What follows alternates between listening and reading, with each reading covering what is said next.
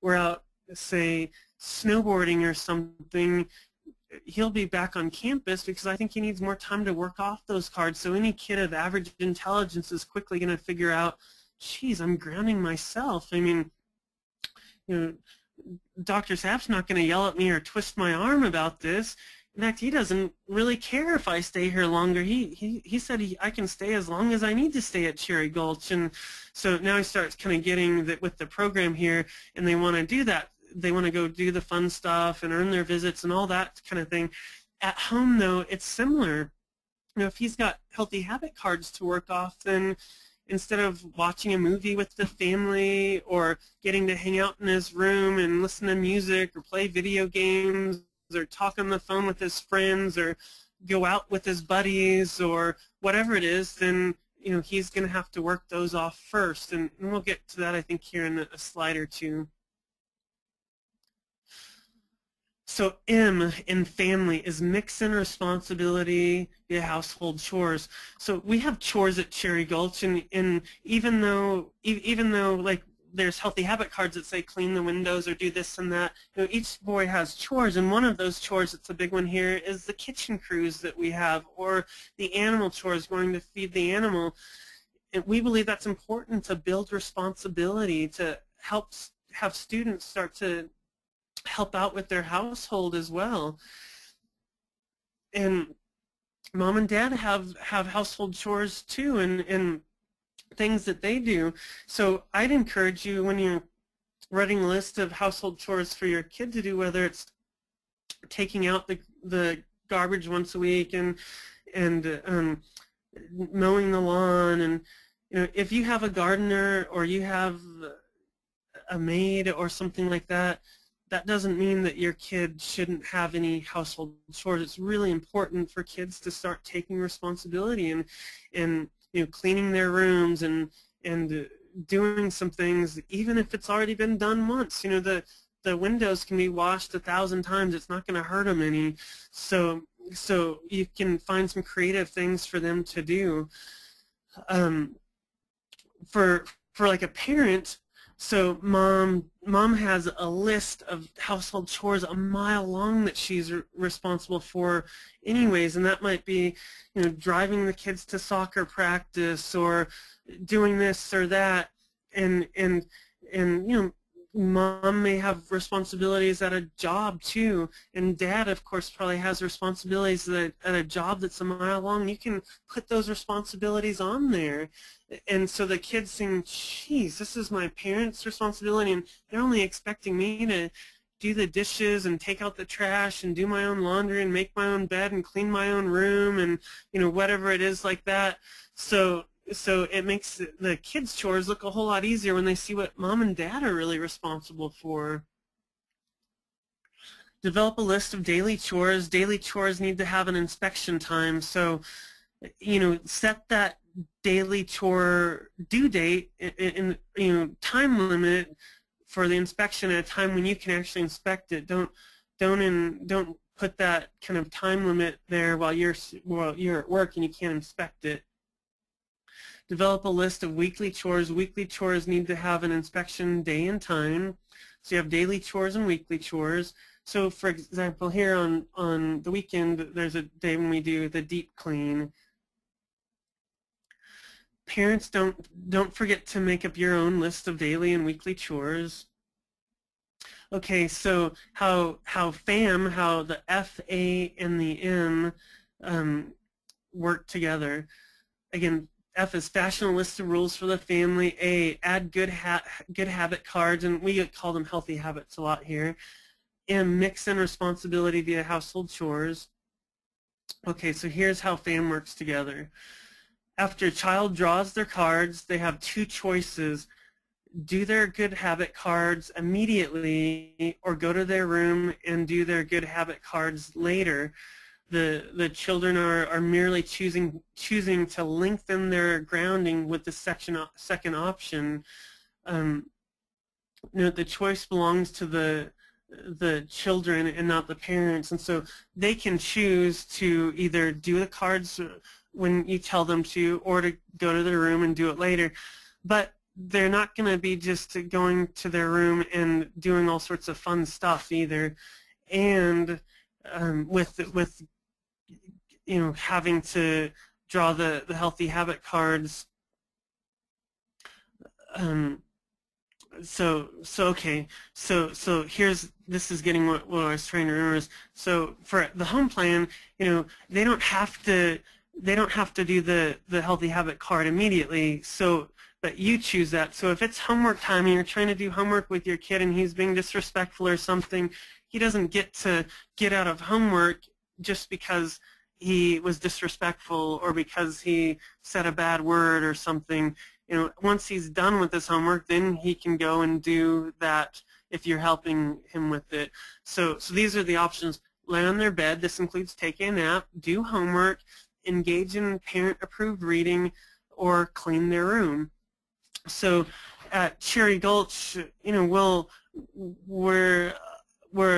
give a few more options than this, but also it's important to realize that if he gets a card during therapy group, he's not going to quit therapy to go do the card. He's got to finish therapy group. If he gets it during school, he's not going to leave class to go do the card. You can imagine we have kids getting in more trouble on purpose if they thought, geez, I can get out of this boring math class and instead go shoot hoops for a while. I think I'm going to go do that. That's not the way that it works. If the child chooses to go to his or her room, there are only 7 reasons why the child can leave his or her room: to go to the bathroom for a brief period of time, to eat a family meal, no snacks, to go to school or participate in a school activity, drama, band, sports, things like that, to go to work if they have a shift job, to go to the church, synagogue for a regular worship service, or to go to schedule appointments, or like their therapy groups, or things like that they're in, tutoring, to do their good habit cards if it is not past their bedtime. If it is past their bedtime, then the cards carry over to the next day. The I in family is institute a list of rewards. So sit down with your children and develop this list of rewards with them, and that can be something that is kind of fits within your financial realities and is something that you approve of. And it's not like I'm gonna a reward is not gonna be to go to an all-night party with their friends. But a reward might be, for example, I might be able to use some tokens to buy a little bit more TV time, and I'd have a limit on that. I'm not going to be able to do nothing but watch TV for 24 hours. I might make a limit so that they can have their regular TV time, or I might make it so they need to buy all their TV time and set a limit on it so it equals out to be an hour a day or 2 hours a day, or whatever you're comfortable with, whatever you and your wife or your husband discuss. So for example, these rewards can be simple little things like going out for ice cream, or maybe dad taking me fishing or camping, or going out on the boat, or might be mom taking me shopping for clothes, and maybe she'll not only take me shopping, but if I put in a certain amount of tokens, I'll have $100 of spending money while I'm shopping for clothes. So 2, once you have developed the list of rewards and numbered them, assign a family token value for each reward. Most parents place a minimum value of $1 per family rules token. At Cherry Gulch, we actually have $2 per token, and we're pretty generous with tokens. You can get a token during the day and a token during the evening and a token for doing like the kitchen crews and things like that. So but here the tokens are used to go on activities, and we want them to go on all the activities if they're doing well, and we want that to be a motivator. So you just have to decide what kind of fits well for your family, but you do want to be cautious of satiation. So let's say that I love Ben & Jerry's ice cream and and I love Chunky Monkey, and so I've got this whole truckload of Chunky Monkey ice cream because I was doing great, and that was like I won a drawing or something, and a whole truckload of Chunky Monkey shows up. So I might have done a lot. Like if maybe my wife wouldn't allow me to have Chunky Monkey ice cream because, of course, I had to buy new pants recently because my waistline is expanding because of my, I guess, sympathy growing pains from her pregnancy. So she decides that I'm limited to my Chunky Monkey. Maybe I don't want to go out and mow the lawn, or I don't want to do this or that, but she says, you know, sweetie, if you go do that, I'll get you a gallon of Chunky Monkey. Then I might be pretty motivated to do that. But if for some reason I win a whole truckload of it, you know, it's going to cease to be motivating to me because I've got all of it that I want. I mean, after a while, I'd probably rather have spinach than any Chunky Monkey ice cream because I'm sick of this stuff. I've had so much of it. So we want to be careful about that too. Like, for example, if your kid has $10,000 in the bank that he has free access to, and you're giving, you know, kind of $1 per token that he can turn into money, he's probably not going to be very motivated because he's got free access to all this money to buy the new PlayStation and Nintendo and bicycles and skateboards and everything he wants. The L in family, love and encourage your children daily. You can never understate the fact that your children need your love and need your encouragement and need your support. They need to know that you have that unconditional positive regard for them, that even when they do bad things, you still love them. You know, and you can dislike their behavior but still love them.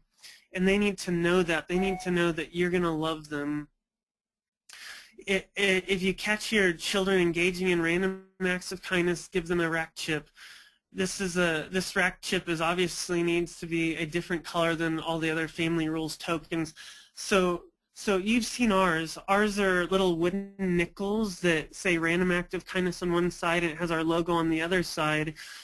So it'd just be kind of hard to reproduce it. The kid would have to go to some effort to do that, and you know, the color of ink may not quite match. We could probably tell that these were whatever, counterfeited rack chips.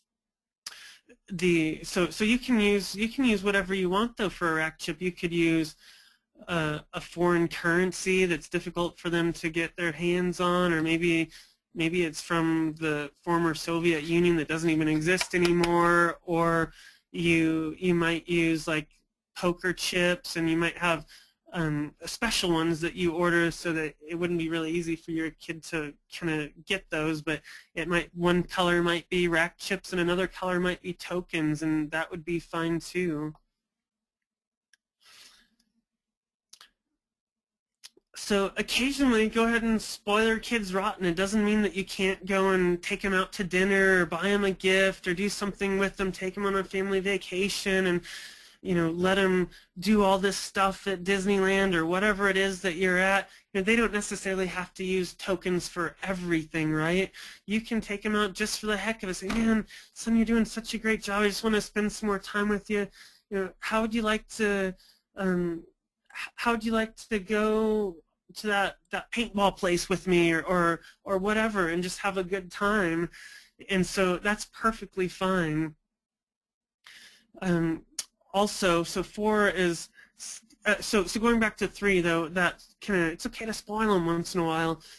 So now we don't necessarily want them to have you know, thousands of tokens accrued. So if he's got thousands of tokens accrued, then there might be some cool stuff that he wants, or a neat trip that you could take him on, or something fun like that we can knock those tokens down. Because again, with that satiation we talked about, you know, we want to kind of have him want to earn those tokens every week rather than, you know,